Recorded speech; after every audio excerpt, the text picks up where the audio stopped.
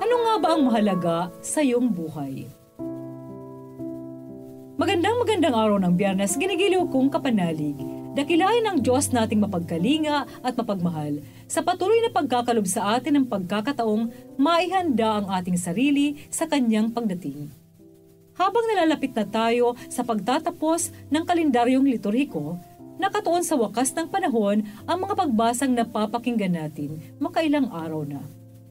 Ang paanyayang maging laging handa ang nangingibabaw na tema. Dahil tunay na hindi natin nalalaman kung kailan darating ang Panginoon. Ito po ay Sister Lines ng Daughters of St. Paul.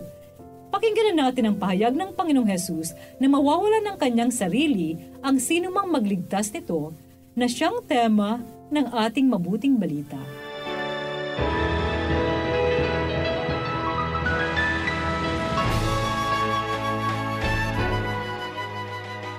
Sinabi ni Jesus sa kanyang mga alagad, tulad ng nangyari sa panahon ni Noe, gayon din sa mga araw ng anak ng tao.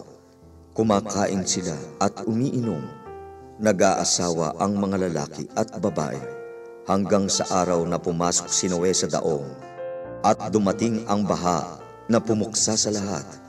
Tulad sa panahon ni Lot, kumakain sila at umiinom, nagtitinda at namimili, nagtatanim at nagtatayo.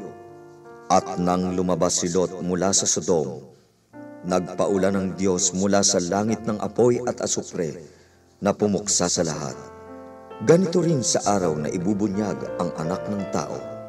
Sa araw na iyon, huwag nang bumaba pa sa bahay ang nasa terasa para kunin ang kanyang mga gamit, at huwag nang umuwi pa ang nasa bukid. Alalahanin ninyo ang asawa ni Lot. Mawawalan ng kanyang sarili ang sinumang nagsisikap na magligtas nito, at ang mawawalan naman ng sarili ang magsisilang nito sa buhay. Sinasabi ko sa inyo, kung may dalawa sa isang higaan sa gabing yon, dadalhin ang isa at iiwan ang isa pa. Kung may dalawang babaeng magkasamang gumigiling, dadalhin ang isa at iiwan ang isa pa. at itinanong naman nila, Saan, Panginoon? sumagot siya, Kung nasaan ang katawan, doon nagtitipon ang mga buwitre.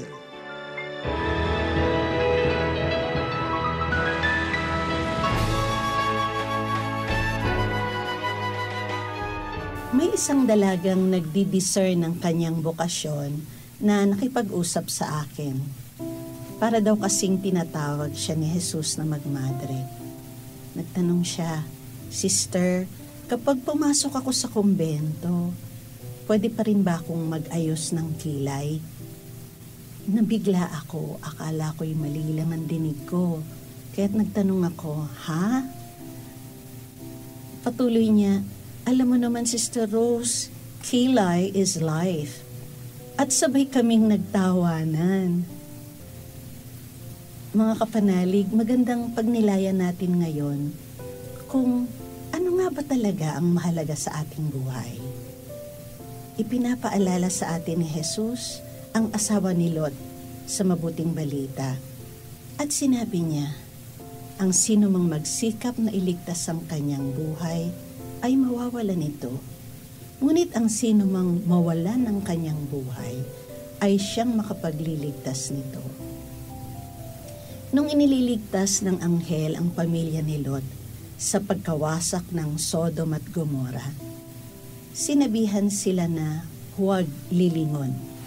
Lumingon ang asawa ni Lot sa kanilang mga ari-arian at lahat ng nakasanayan niya, at siya'y naging haliging asin. Kapanalig, hanggat hindi tayo makausad mula sa mga bagay na ating pinanghahawakan, yung lahat na nagbibigay sa atin ng security, hindi natin matitikman ang kalayaan ng mga anak ng Diyos. Mawawala itong lahat na parang bula at maninigas tayong tulad ng isang estatwang asin. Pero kung tatalikdan natin ang lahat ng ating ari-arian, ang nakasanayang buhay, pati na ang lahat ng galit at sama ng loob, malaya tayong makakaharap sa kinabukasang puno ng pag-asa, pagmamahal at pagkakaisa. Manalangin tayo. Panginoon, salamat sa lahat ng biyayang ipinagkakaloob mo sa amin. Maging bukas nawa kaming talikuran ang kahapon upang buong puso naming tanggapin ang malayang bukas na iniaalay mo sa amin. Amen. Mga kapanalig, support Pauline's online ministry. Subscribe, like, and follow us on Facebook, YouTube, Instagram, Twitter, TikTok, Spotify, Google, and Apple Podcast. Maraming salamat po. At sa lahat na nagme-message sa amin na humihingi ng panalangin para sa iba't ibang intensyon, asahan po ninyong kasama nyo kami sa pagdarasal na ipagkaloob ng Diyos ang inyong mga kahilingan.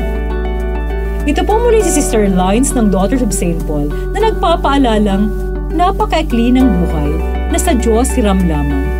Gamitin ang bawat sandali sa paggawa ng mabuti para sa Kanyang kapurihan.